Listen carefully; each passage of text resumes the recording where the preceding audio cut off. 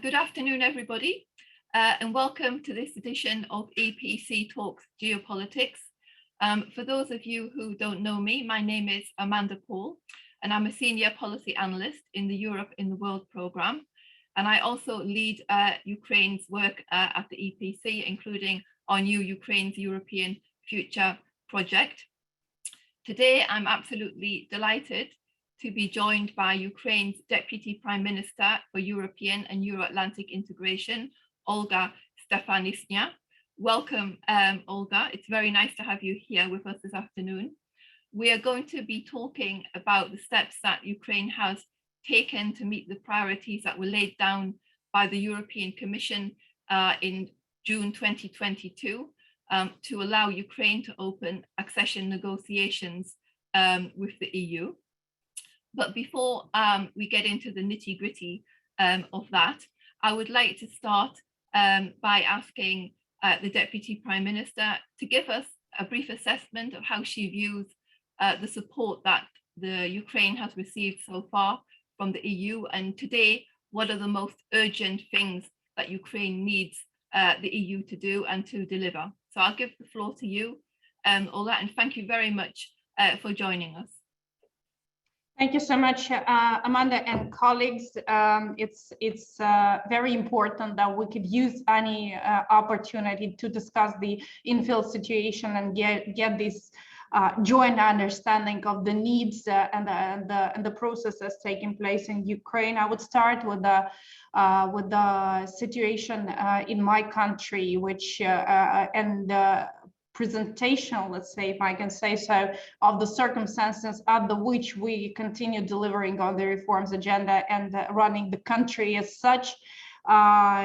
These days, having in mind that on 24th of February, this will be already 12 months of the full-scale war taking place on Ukrainian soil, which has been launched by Russian Federation, we see a clear signs of Russian commitment and intention to repeat the massive attacks and the massive military engagement on the territory of Ukraine.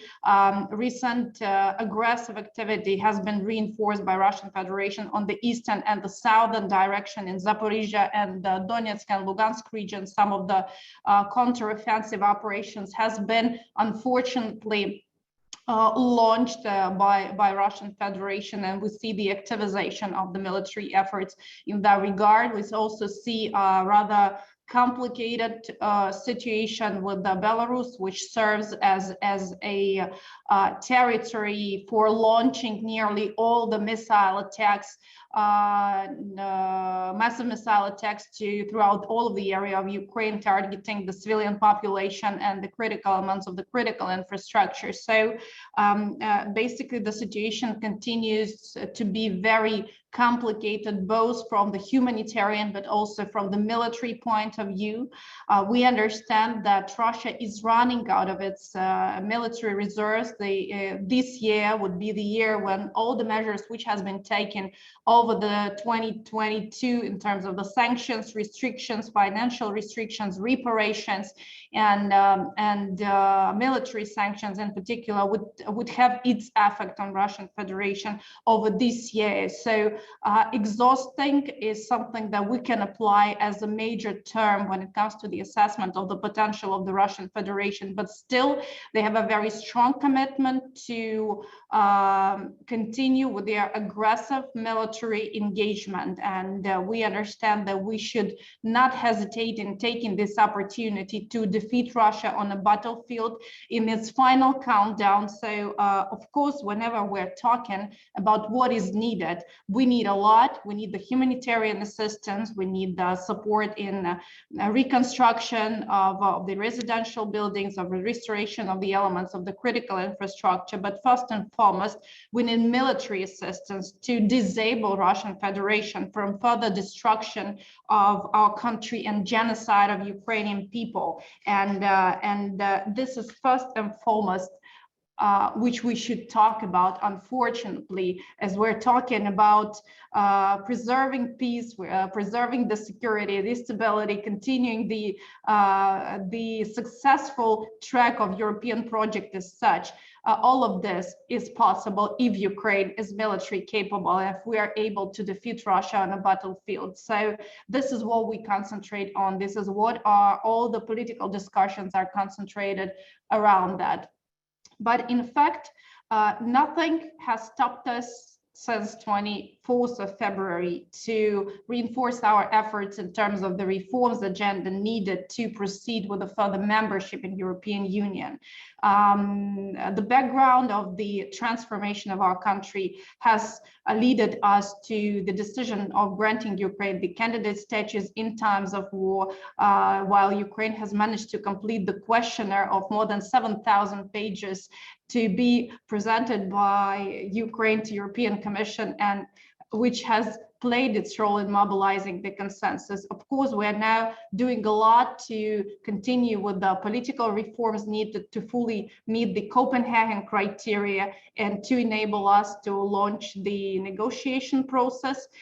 We are very much committed to have the discussion in the member states, but also in Brussels, on launching the negotiation talks as soon as possible, because we treat this process as a part of the preparation for Ukraine after the victory in the war. So we have to be prepared. We have to have the vision of our economy, of our development, the vision of our country. And it's very clear that our country should become a competitive, strong, and reliable member of European Union, which means that by the end of this war, and I assure you that if we are military as capable as we need it right now, this war would not last as long as Russia would wish. So we do not have that much time to prepare ourselves.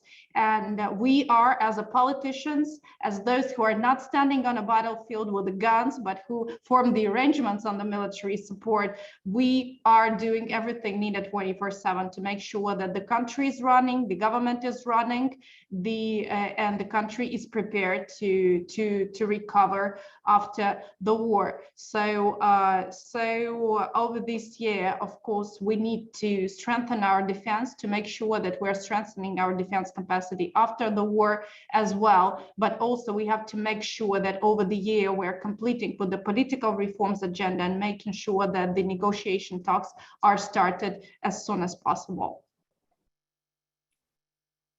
Thank you for these opening comments. I mean, reform is never easy. I mean, I've been working on Ukraine for a long time, more than 10 years, and the areas which have always been the most difficult, not surprising, are related to reform of the judiciary and de-oligarchization. So it's not surprising that in the priorities that the Commission laid down, there was a number of points related to reform of the judiciary and the de-oligarchization. So maybe I could ask you if you could just give us an update on what Ukraine has already done in terms of meeting the points laid out by the Commission. At the same time, because I forgot to do this at the beginning, because I'm always so excited to talk about Ukraine, to the audience, please put your questions in the Q&A box or click on the hand icon. We want this to be a really interactive discussion, so please start to put your questions immediately, and then I can put them to the Deputy Prime Minister during our conversation. But now I'll give the floor back to you to answer the point that I just made.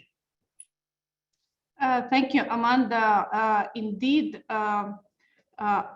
I've been presenting this progress for hundreds of times, I can imagine, but I'm extremely proud to do it with the understanding that we have the full backup from the parliament, the government, and the president, and the civil society, and 90% support of Ukrainian people in delivering on everything which is needed. So that's why the accomplishments we have over less than 6 months of the candidate status has been granted, and these recommendations has been released is really very much significant. Most of the recommendations, they are related to the rule of law and anti-corruption, and they are targeted to implement some of the reforms which has been adopted and approved the years before the full-scale war started since 2014. So we've managed to implement some of them already and move in a good progress. So we have accomplished the appointment of the key anti-corruption directors of a specific institutions, like the special anti-corruption prosecutor has been appointed, and basically he have already reported by the end of the year on his activity, and the number of cases released by him as an anti-corruption prosecutor is really something which is very different from everything which has been done all the 7 years before while this institute has been existing. We also expect that the dynamics of the anti-corruption efforts in the law enforcement sector will be very much increased when the director of the National Anti-Corruption Bureau, which is the major investigative body, will be selected. So we launched the competition for this position. 50 major candidates has already been selected, and just in 2 days, the next stage of the selection will be completed. So we hope that over the next 1 month and a half, we will see a very, very, very short list of candidates, and then the decision will be taken and the new director will be appointed. And this appointment will complete all the anti-corruption infrastructure, institutional infrastructure, and will enable both ensure investigation, conviction, and justice through the courts to those convicted or accused of the corruption cases. So it is a very, very strong signal that we have sent in terms of our commitment, and we hope that this institutional process will be completed rather soon. We have already started, even before the candidate status being granted, the selection of the major institutions in the judicial sector. So as you know, together with the significant and dominating presence of the international experts, which is really unprecedented, basically on European continent or elsewhere, we formed the commission with the significant and dominating presence of international experts and national experts who verify integrity of those candidates who apply for the positions in the judiciary. And this process has been completed. These commissions has completed their job, and basically we have the background of forming the High Council of Justice, which holds the judges accountable and hold the disciplinary proceedings over judges, and High Qualification Commission of Judges, who selects the judges and proposes their appointment. Just as we're talking right now, we are holding the meeting of the Judicial Council, which is to select 8 members of High Council of Justice from those selected by the Integrity Commission, and we hope this decision will be taken. So if we would meet a couple of hours later, I would also be able to say that we have already ticked the box in making this decision happen and making the key judicial institution enforceable. I'm absolutely pleased as a politician and the member of the government in charge of the political reforms agenda coordination that none of the political engagement was needed in process of making this legislative requirements on judiciary selection implementation. So it was smooth, transparent. It raised no concerns from any of the sides internally, from the civil society, but also from the point of view of the international partners who assess it as a progress on the 7 recommendations. So we hope that upon today's decision and the selection of the candidates, we will be able to complete this part of the job as well. Also, by the end of the year, Parliament has managed to pass 3 major pieces of legislation, which has first and foremost very important domestic historical context, and then it's part of the 7 recommendation, which was really mature by European Commission to put it as a benchmark. So we've passed the framework legislation on media, introducing the free, fair, and open media market in Ukraine. because as you know, for years, this Ukrainian media has been subjected to electoral manipulation. It has been owned by various business groups and oligarchs. So we have managed to pass this law, which will be a game changer in terms of the transparency of ownership, of shareholder, of the market rules, and etc. And we have managed to pass also the law on the national minorities, which has never been able to be passed in the parliament, as I remember, of at least 3 convocations before. This is the framework. There have been already some concerns or questions raised by some of the countries who have a particular sensitive feeling towards treatment of the minorities. And we are now in a consultations, in particular with the Romanian side. And I see that most of the concerns could be discussed and taken into account at the level of the implementation of the legislation. So I treat it as a very, very positive signal. We have also managed to pass the law introducing the procedure for the selection of the judges of the Constitutional Court. So this would be the first time in Ukrainian history when the judges of the Constitutional Court will be selected through competition and competitive procedure. And moreover, they will be subjected to verification, both to fulfill the professional, moral, and integrity criteria. So this has never been happening in Ukraine. This has been the full discretion of the president or parliament. And now this legislation establishes the commission, which would present its conclusions. And based on that, the decisions could be taken. This is also a very, very important reform to us, because to those, in particular among you knower of Ukrainian file, you know that we have a very serious constitutional crisis a couple of years ago, where the Constitutional Court, consisting of the judges appointed back in a time by Yanukovych still, they just started canceling all the reforms approved by Ukraine since 2014, and thus this law reconsidering the process of selection and nominating of these people is very important also in terms of the domestic context in Ukraine. We are particularly unhappy with the last moment position of European institutions forcing basically to introduce the position of another additional international expert in the commission who will verify the candidates, while there is already a significant international presence there. This concern on our side does not very much relate to the law or the selection of the judges of the Constitutional Court itself.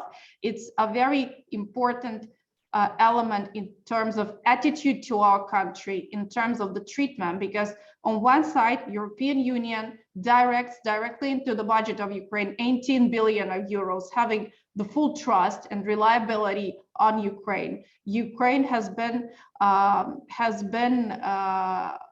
a place where the most significant and modern military equipment has been delivered. Ukraine utilizes it on a battlefield, and the quantity of its deliveries is beyond any comprehensions and beyond any scope which has been possible since the end of the Second World War. But instead, we hear the signal that Ukraine is incapable or uncommitted to deliver on the selection, on the transparency of selection of the judges of the Constitutional Court, while all the previous competitions has ended up with a clear and transparent decision. So for us, it's a very important element of attitude, and we have managed to introduce the procedures which are extremely transparent, open, and leave no room for the manipulation, I mean, in terms which could undermine the credibility of the process. And I can also say that Ukraine and the Ukrainian government and me personally would be the last person who would want to have any problems with this competition, because the context of this decisions has far higher and wider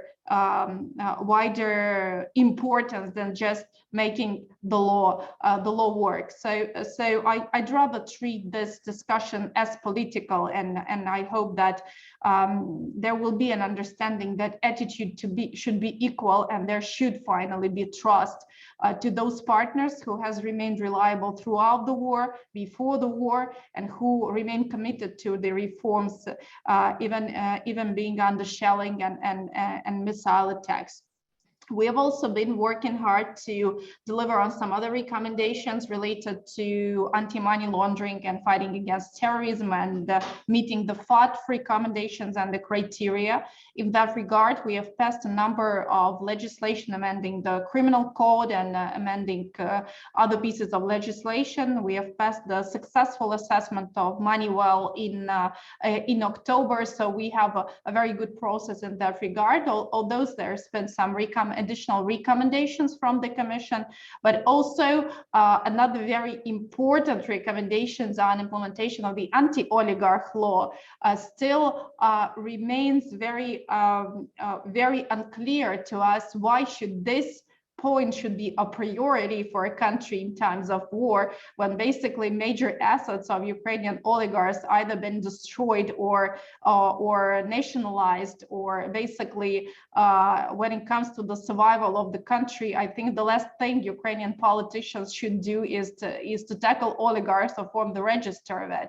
So we're still in a discussion. We have taken a number of measures to implement the law. We have consulted with the Venice Commission on the recommendations they could deliver, but all of us are still raising the question whether it is politically correct to prioritize this issue in times of war, having the understanding that the landscape, let's say, for that has significantly changed, and the law itself, even without being fully enforced, has already played its role, because most of those people who are named and shamed as oligarchs, they withdrew formally from the media businesses. They have sold their shares, basically, and some of them have formally declared that they're not going to be engaged in the politics anymore. So things are happening, and we're still in a discussion, and I hope that this point would not be a decisive or vital in a decision related to starting the accession talks. We hope that over EU-Ukraine summit, which will take place in a couple of weeks, we will set up the list of the pending steps to be taken. We have already a very strong signal on a very positive assessment of the progress of Ukraine with the minor recommendations. And as you know, by the end of the year, Foreign Affairs Council has agreed to have the interim assessment of Ukraine earlier, which will take place in spring. So we still have some time, and we will deliver in a very hard way. So our major call to European institutions, they should not slow behind Ukraine while we're moving really fast. Thank you, Ola. I mean, it's really impressive, actually, how quickly Ukraine has managed to do all these reforms. I mean, particularly based on Ukraine's history of reform, which has been, you know, like a snail, one could say. So I think it's very impressive, particularly that it's going on against the backdrop of Russia's invasion, which obviously doesn't make things any easier. Now, I just want to take a couple of the questions already that came in. The question from Kalman Desari, who's asking you to give your assessment of how much of the acquis communautaire has Ukraine already fulfilled, and how much do you think you can fill in the next 1 to 3 years, and on which areas will you need derogation? That might be a bit of the last part might be a bit of a complex question, I'm guessing, but I'll give you the floor back to answer this. Yeah, so it's really complicated to give any assessment on implementation of acquis based on our obligations under the association agreement, which are really significant. We have already managed to implement more than 70% of acquis communautaire, covering all 27 chapters of the association agreement. But I would rather judge by sectors. So the transformation, legal and institutional transformation based on EU rules has allowed us to become become the part of the EU electricity market already. We enjoy visa liberalization. We have signed the Common Aviation Area Agreement, and which means that, and we have signed the Transport Liberalization Agreement. So, which means that at least at these are sectors where we have the full compatibility with the EU internal market rules. So the scope is really huge. At the same time, we expect that over the next months, European Commission will present the opinion on the second part of Ukraine's questionnaire, covering all the sectors of EU acquis communautaire, and there will be a clear answer to your question, which is also interesting to us, how European Commission assessed that. And on the next steps, the report, which will be released by European Commission, will be the background for preparing our negotiation talks position. And I definitely can say that number of serious derogations will be needed in terms of the environment and climate policies. And there should be a really strong adjustments to the situation where Ukraine is currently occurred because of the war, because we have declared and made significant progress in reaching the goals for the Green Deal package of regulations, but we are lagging behind over this year in terms of being physically unable to deliver on some of them. We also have to reconsider our obligations on the nuclear security and emissions cutting and basically developing the green technology. So this would definitely be the area where now natural or normal obligations can be applied. So we need to have a very significant discussion in that regard.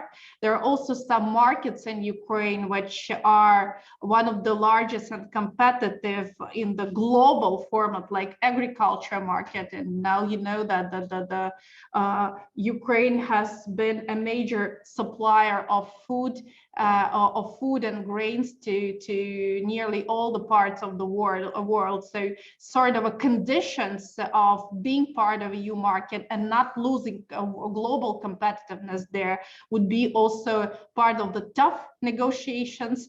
But we will see further what would be the major backbones. But at this stage, I can say that the association agreement and the free trade area has already lifted nearly all possible barriers in our trade, and we are very much ready to be part of the EU market. Thank you, Ola. I have a question here from Chuda Enak, who is asking to what extent you collaborate with the Republic of Moldova in achieving the EU EC recommendations, or maybe you don't coordinate at all. I'm guessing it's an individual track, but I may be wrong, of course. We are different countries and different recommendations were present both to Ukraine and Moldova. The level of Moldova's preparedness for the candidate status was not as significant as Ukrainian. I would say that's why the scope of these recommendations is a bit different and wider. Although, of course, we understand that if there is a readiness to take any political decision on Ukraine, Moldova will be considered as well. Great. Maybe I can ask you a question about the role of civil society in this process, because I mean, civil society has always sort of been, or for many years now, an important watchdog over the government and the reform process. To what extent are they working together with you in implementing this process? I mean, how important is their role? Thank you. That's really a very important question. And I would say that when it comes to European integration, when it comes to building back Ukraine better, we do not even have this now in terms of the feeling of separation between the government and the civil society. We're working as one. we are the team of those capable to deliver. And I would even say that without significant engagement of civil society in campaigning for the candidate statues, in making the work done in terms of drafting, supporting, and advocating for reforms, it would be much harder for Ukraine, if nearly impossible, to deliver on everything we managed to deliver. Although we consider that this unity should continue as well when it comes to the next steps related to the internal agenda, and we hope that we will be able to find a consensus on issues which cause some discussions in Ukraine on the approaches to the reforms, but it's something that could not really undermine our unity when it comes to us working on the foreign front together.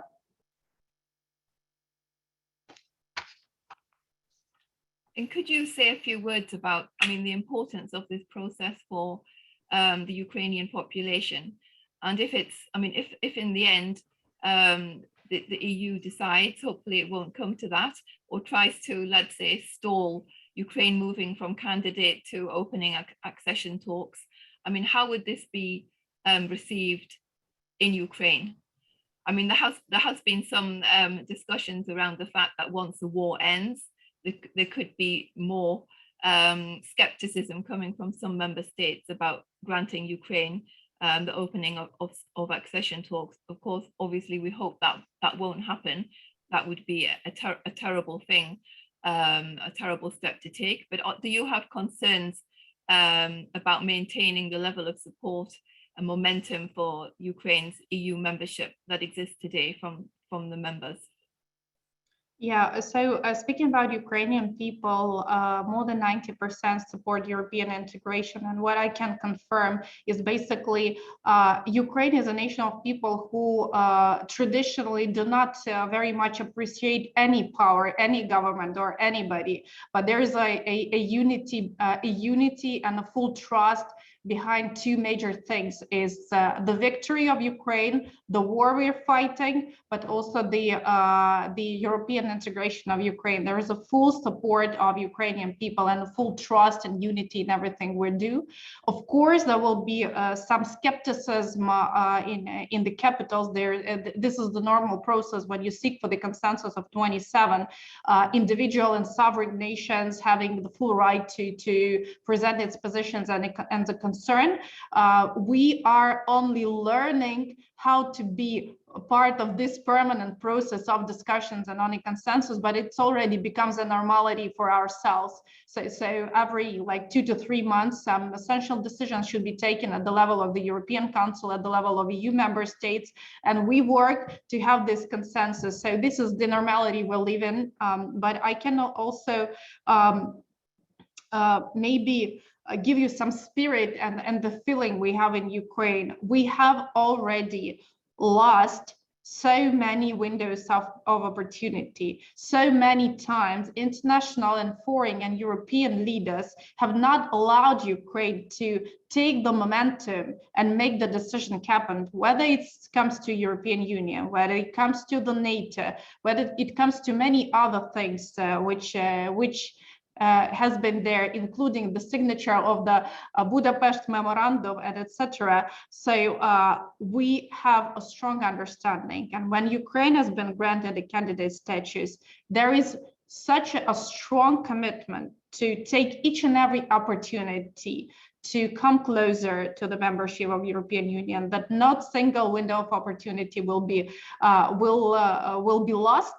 I understand also that it's very important making sure that all of the vital decision for starting the accession talks is to be taken this year, because next year we will have a new European Commission formed, the elections in the European Parliament, if I'm not mistaken, and from purely technical point of view, reconsidering and reforming the position of European, or reuniting the position of European leaders will take much longer period of time. So I think it's in interest of all of us to make sure that all the decisions are taken already this year, and then the next Commission the next parliament, the next leader of European Council will be in a position of building on what has already been done. Absolutely, there should definitely be a sense of urgency in this process. I want to take now the question from Zoltan Gieva, who was asking about the rights of Hungarian minorities in Ukraine and the law that you mentioned previously. I mean, he's asking if the government is having any sort of conversation with Hungary about their concerns.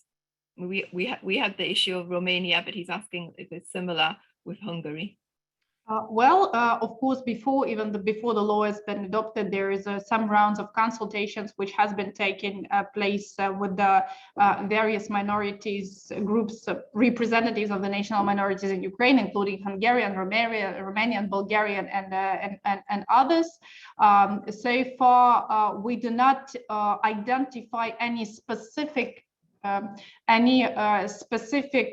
connotations from the Hungarian minority, but what I can say that basically many representatives, not many, but representatives of Hungarian, Romanian, Gagauzan, or any other minorities, they are standing on a battlefield today, and they're protecting their soil, which is the Ukrainian soil, which their land they live in. And I think that this is something which is also a backbone of the unity we form over it, because when you're standing on the front line, the last thing you think is important is to which minority or to which nation you present. You're standing for the same values, and I think that this is the spirit we are working in.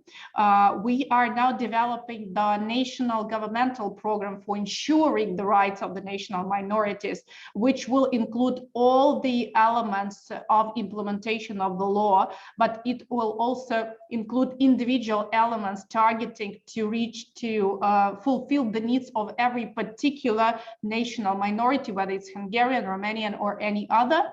So there is still a lot of potential for consultations and engagement, and we hope that all of the representatives will give their proposals. Okay, many thanks. I know we only have 5 minutes left, so I want to rush to put in a last couple of questions from Philip Debuck, who's asking you how long do you imagine the membership and negotiations would last? I mean, this process, because on average it's been around 10 years for other countries. And then from Natalia Bovkom is asking how you view, I mean, this picture from the other side. I mean, the need for the EU to reform, because we all know it's going to be very difficult for the EU to enlarge without internal reform. How concerned are you that that could become an obstacle to Ukraine making progress? I mean, there's obviously an internal discussion in the EU, experts, but also in an official capacity about enlargement reform. I will be really short here, as I've been again answering this question for a million times already. I think a couple of things that should be very clear. First and foremost, we are talking about the processes, but what Ukrainians are committed are the results and the decisions. And the time is very different now to refer to sort of a bad or negative experiences or any obstacles which may be caused here. You can already get to know about Ukrainians something, that if there's something needed for us to survive or to make us reach the goal, we will do it, and we will not reflect to any other experience back in the time, but to create the political window of opportunity for making the decision happen. We need to reestablish the peace and the security in Europe, and this process starts with defeating Russian Federation and making sure that all of the EU leaders, European leaders, has done everything possible to make sure that Ukraine is capable to win and to win this war soon. And that's why if every of the EU leaders, which would really meet soon in less than 1 month in Brussels, would take a decision to bring in Ukraine another tank, another armored vehicle, another MLRS, or any other types of ammunition needed, believe me, the window of opportunities for making any necessary decisions will be much closer than we would expect, and it would definitely not take a decade. Yeah, I totally agree with you on that. Perhaps the very last question, maybe it's also perhaps quite a tricky one, is about the common agricultural policy from Kalman Desiree. He's asking, what are going to be the critical issues for Ukraine regarding the implementation of the CAP? I mean, this is never easy for any country who's joined the EU. It's always been a really thorny one. So how do you see this? Well, it's definitely, before I met the Executive Vice President Timmermans, and we were discussing, in fact, first time after the beginning of the full-scale aggression, the green dialogue and green agenda, as I was running this file in the government before 24th of February, I thought that basically the agri-dialogue would be the most complicated part of the negotiation talks. But now I understand that green and climate agenda would be the most complicated area of discussion. On agriculture, we have a well-placed, well-placed and structured globally market, and Ukraine has a very significant share in the world agri market. So definitely we would have to understand how to integrate this potential into EU internal market so that everybody could benefit based on the rules of the competition, but also making sure that Ukraine competitiveness on the global market is not suffering from the membership process itself. So we will see, this would be a tough process, but before the end of the spring this year, we will have our position formed and publicly communicated, in particular on this sector, but on all the other 35 chapters. And maybe we have time for one very last question from Dennis Senusa, who's asking, what are the EU funds that Ukraine are focusing on to access in order to facilitate the process of European integration until the EU adopts its new multinational budget after 2027? Well, I think that rather soon, Ukraine with European Commission will announce sort of a financial framework which would be targeted to support Ukraine's reconstruction after post-war and ongoing reconstruction efforts. And this would be the basis of a larger financial framework targeted to make sure that Ukraine is capable with the commitments under the accession process. I'm not sure that it would be very good to put all of the details right away. They will be soon revealed. But at the same time, in parallel, we're working on the joint projects of the joint interest with our neighboring countries like Slovakia, Czechia, to launch a mutual projects in the sphere of connectivity and logistics, which could be financed by national budgets, including EU structural funds. Okay, thank you very much, Ola. We've run to the end of our time because these sessions are only 45 minutes. I really want to thank you very much for joining us today. We didn't get a chance to talk about NATO at all, so maybe that would be an opportunity to have another. There's not much to talk about. It's either yes or no. Yeah, that's what it should be. Yes to NATO, yes to Ukraine. But thank you for joining us and giving us this update. I mean, I've always supported and will continue to support Ukraine's membership of the EU. I personally think Ukraine has a lot to bring to the EU in many sense, you know, not least economically. It's a huge, beautiful country with a lot of potential. So I do hope that this process will go as quickly as possible. I mean, I think you've already given us a good picture of how important this process is in Ukraine and how quickly these priorities are being, carried through and implemented. I really hope we see the same dedication from the side of the EU, from the all 27 member states, which will allow this process to be wrapped up this year and for Ukraine to be able to open the accession negotiations as soon as possible. I think it's important, not least because it will send a very positive signal to ordinary Ukrainians that the EU has Ukraine's back, and the EU really does want to see Ukraine around the table with all the other European countries, which is exactly where Ukraine belongs.